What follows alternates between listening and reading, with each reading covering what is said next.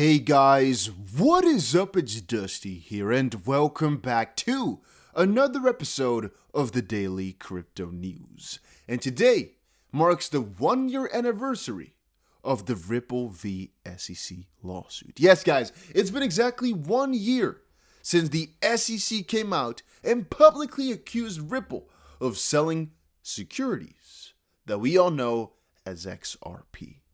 Brad Garlinghouse took it to Twitter to basically now once more call out the SEC for basically their stupidity, or in different words that were, let's not actually make any words foul in the SEC today. Let's keep it cool.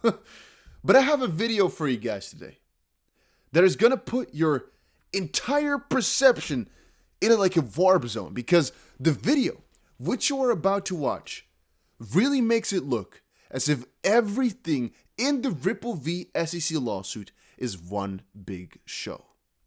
Now guys, as you understand, I don't know if any of this stuff was planned, if the results are already in, if Ripple and the SEC will come to a settlement, if the judge is going to rule on that, why the SEC sued Ripple, any of this stuff.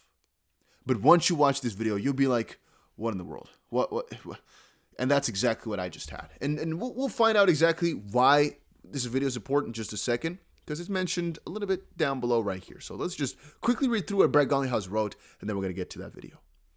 1 year ago today, the SEC filed a lawsuit against Ripple, Chris Larsen, and me, alleging that XRP, a public crypto that has been trading on the open market since 2013, should have been registered as a security. Of all the shitty things in 2020, this was certainly one to cap the year. Pretty funny, right? Because, 2020 was definitely an interesting year, but for him, obviously, that must have been the really freaking sting in the back. I can't imagine getting sued by the US freaking government. That must really be, all right. But what I said then remains painfully true today. This is an attack on the crypto in the US, not just an attack against Ripple. Some took to the SEC's allegations at face value and thought that this was a one-off, but they really don't any longer think so. 2021 has been a watershed year for crypto. Acceptance and awareness of the opportunity to bring billions of people into the global financial community has never been so clear. It's been incredible to see a lot less maximalism and many more builders joining the industry. We're also proud to say it was Ripple's strongest year ever. XRP-based on-demand liquidity payments account for 25% of the dollar volume across RippleNet, and ODL transactions, which again utilize XRP, are up 25x from the third quarter of 2020 and 130% quarter over quarter. Now guys, before we move on here, make sure you press that like button. Let's get today's video to 1,000 freaking likes. Should easily be possible. And also, if you're not subscribed, but you're an XRP holder, make sure you change that by pressing that subscribe button, as you can always unsubscribe if you don't enjoy the stuff I post anymore. But I guarantee you guys right now, I won't let you down. With the content I provide, I'm trying my best to make everybody wealthier than they currently are. I'm trying my best. Not to mention, new audio corridors like Japan and the UAE, and our CBDC solution built on a private version of the public XPL. Partnering with Bhutan and Palau, all of this growth came from outside the US for obvious reasons. Which brings me back to the SEC.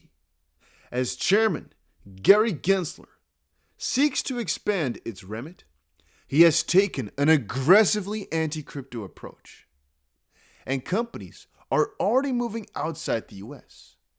Web 2 was built with many American companies, but Web 3, or whatever we want to call it, is yet to be determined.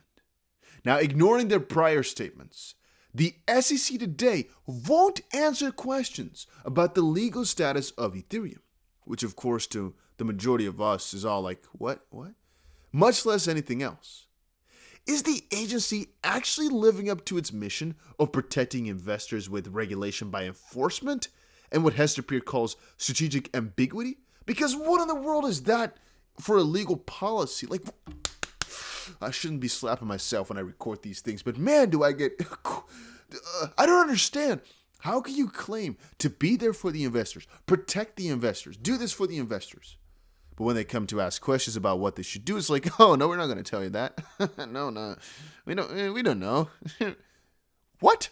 So if you have a question about crypto, you can't come up to them. So who are you going to come up to then? Oh, okay, SEC, I want to invest in this specific crypto. Is it good or no? All they can say is, we don't really know. We've never thought about crypto. What? We're suing one of them, but really, we don't really have any clear rule book for what is good and what's bad. We're just suing one of them. But the rules, no, you're not going to be able to find them out. Use these 80-year-old security laws that don't apply for what we're trying to talk about, but whatever. Stupid. All right, calling crypto the Wild West is a farce. Most are complying with financial regulators globally. This is a key point, by the way. This industry shouldn't be punished for asking. Let's actually make this. Can we? I don't use these colors too often. Oh, perfect. That's beautiful. That's beautiful. I forgot that I could do that. Calling crypto the Wild West is a farce. Most are complying with financial regulators globally. As I said before, a really key point that most are trying to work with these regulators already. This industry shouldn't be punished for asking for regulatory clarity, like Coinbase, for example, did. Because if you guys remember, Coinbase came up to the SEC saying, hey, we want to go for a lending product like Aava and all these guys are doing. Aava, by the way, connected to the Ethereum Foundation, which there's a whole different freaking bunny rabbit hole that we are not going to cover today. But they definitely got punished for asking questions because they got a big subpoena afterwards. The industry shouldn't be punished for that, and regulation that is consistently applied with a level playing field. Now, ironically enough, a personal favorite of mine is the brilliance of Joel Katz, and this is what he predicted could happen almost 2 years ago before the SEC filed their lawsuit, and we're going to take a look at that. This holiday season, let's make the time to reach out to our elected officials in Congress so they understand the need to act now. I hope the industry gets some answers instead of another lump of coal. Yeah. All right, so let's watch this video. I think you guys will be really surprised at the way this makes you think about everything. And he says, how close was this to 2 years before the SEC filed? And guys, open your eyes and open your ears, I should say, to what he has to say. Transparently for the let me actually make it, okay. It's very hard to decide how the laws apply. And that's why I think you'll see many organizations, Ripple and many others, Coin Center is another, lobbying regulators, not so much to change the law, but to clarify it, like to tell us what it is that we need to do so that someone doesn't come down 2 years later and say, hey, what you were doing completely in the open and completely transparently for the last 4 years was illegal from day one and you should have known that. And we're like, we meet with you like every week about what we're doing. And now you're telling us we should have realized 4 years ago that it was fundamentally and completely illegal? Like, that doesn't make any sense. And so it's very... Yeah, we covered this video in the past. But as the lawsuit now has been dragging out for a year, and you start to look back at this video, it really makes you think. It makes me think about a couple of different things. One of them being, what in the world? Him being able to predict it like that is kind of scary. The second part being, if he knew this so many years ago, the fact that they're lobbying right now because they want to make the rules clear, yet a couple of years later they got sued for them violating something which he indeed explained here they want to fix, but they just don't know how because the rules aren't clear. That's messed up, man. I don't know how else to describe it for you guys. That's messed up.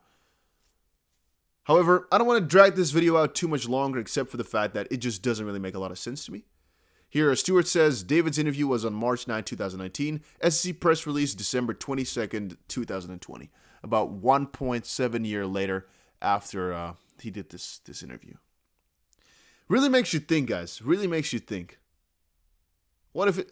But also from the different perspective, what if it's all a show? Like some guys have been tweeting that out, that it's all just one big elaborate little game.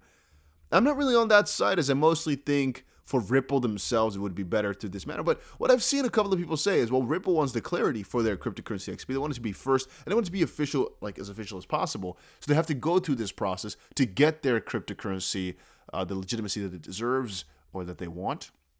There's some to be said about that. At the end of the day, guys, I don't think it really matters too much, as once we get the clarity, I think the price is going to really do amazing. Again, not financial advice, but I honestly do expect some crazy surge on the XP price. My honest expectation is maybe like a 12x, maybe like a 15x or so on the XP price the moment that the SEC closes. But that is also another, I guess, funny point about the SEC lawsuit, which mostly drags around the fact that when in the lawsuit, when you check the real documents, right? One of the questions which the SEC asks is Ripple one of the biggest factors for the XP price. And if we look back, I would say no.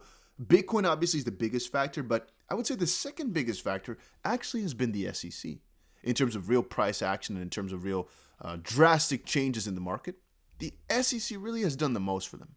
And obviously, I kind of also expect then to the moment that they kind of get out of that whole quarrel, that the SEC is also going to be the last and the biggest factor for the XP price. Just my thoughts. All right, guys, that was for today's video. Hopefully you all enjoyed it. It's just a little thought process. This is the 1-year anniversary of the Ripple v. SEC lawsuit. I would have expected it to be over way sooner, to be honest with you. And in our live stream, we held a little 5 seconds of silence for this, but yeah. Let's just hope that by Christmas, we're going to see a $10,000 XRP, huh?